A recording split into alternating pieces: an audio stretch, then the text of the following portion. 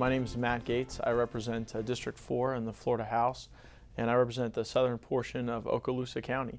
They're the folks I grew up with, spent most of my life with.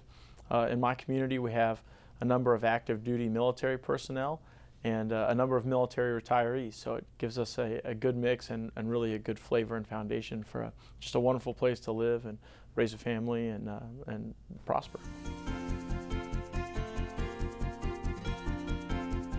Well, I'm an attorney in Fort Walton Beach, Florida, and I love my job. I get to help businesses resolve their disputes in the most effective and cost-effective ways.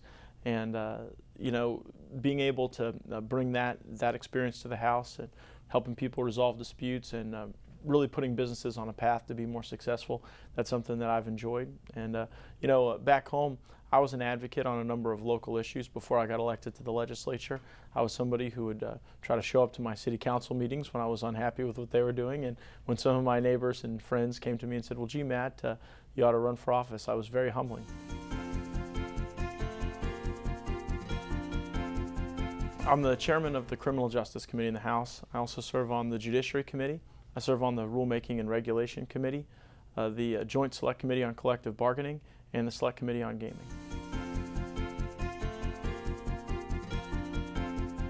Well, this is the first year I've been in the legislature where we don't expect to have to go and make cuts as a result of a budget deficit, where our liabilities would exceed our revenue. Now, that's not to mean that we have all this extra money and we can go and put a chicken in every pot. I think to the contrary, one of the reasons that Florida's been successful in these last few years is that we've had the fiscal discipline to go and make cuts where necessary. And so I hope we bring that same attitude to the budgeting process, where we really prioritize those things that matter to Floridians back in our districts, and perhaps have a sharp eye towards those things that may be in the budget only because someone put them in the budget decades ago and they may have lost their relevance and their utility in the lives of our constituents. I chair the Criminal Justice Committee in the House, and one of the things that is a blight on our justice system is that we have a capital punishment death penalty system that just doesn't work. We have folks that sit around on death row for 25, 30 years. The average time on death row is nearly 14 years.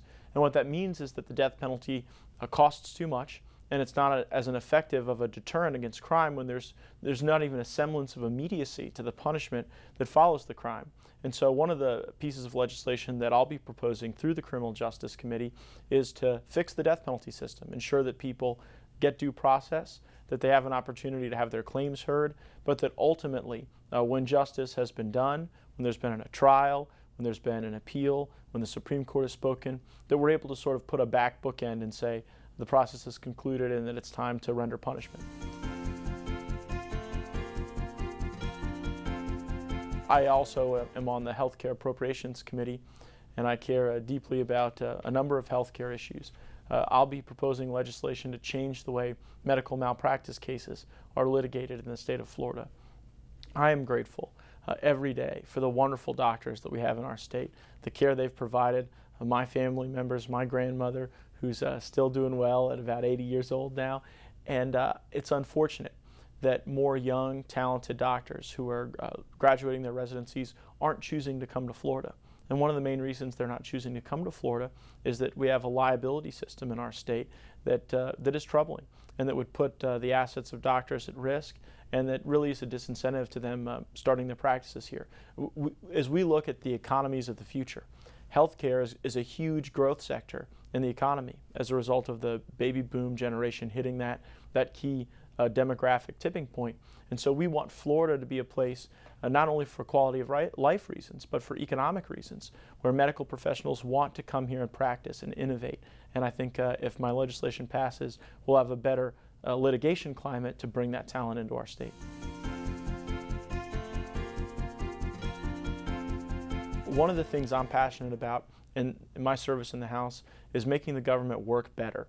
And that means having regulations that articulate the needs of our Floridians, protect public safety, but not having so many regulations that our regulatory climate is like a big web of red tape that chokes out innovation and economic freedom.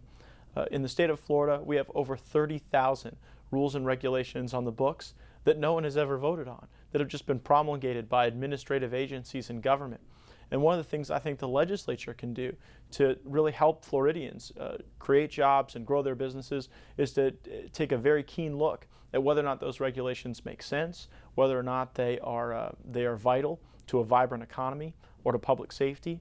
And then we need to get to the business of repealing regulations. One of my proudest moments in the House was Senator Gaetz and I passed a bill that really created a platform to go in and review not only regulations but authorizations for rulemaking and regulatory activity that may not be necessary anymore, that might have been necessary in the 70s or 80s, but today it simply isn't something that serves a valiant or valuable public purpose. And if we can repeal those regulations, I think that Florida can become a safe harbor for new business investment and new ideas. The next Facebook, the next Apple, the next Google.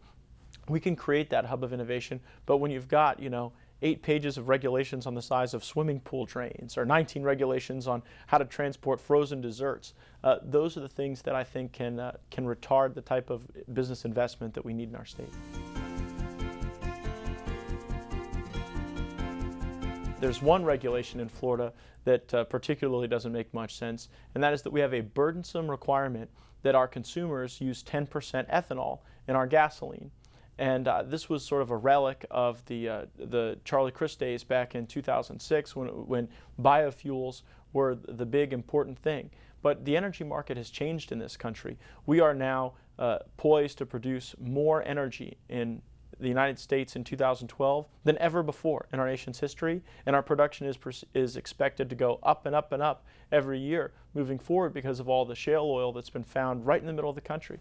And so my belief is that we shouldn't have mandates in place for our consumers to use a particular product when that product might be antiquated in how it fits into the overall energy sphere. So I'll be pushing to remove that requirement. Hopefully that will drive down the cost of food that is based on corn. Hopefully it will drive down the cost of feed for our cattlemen, dairy farmers in the state, and can overall be a good change for Florida.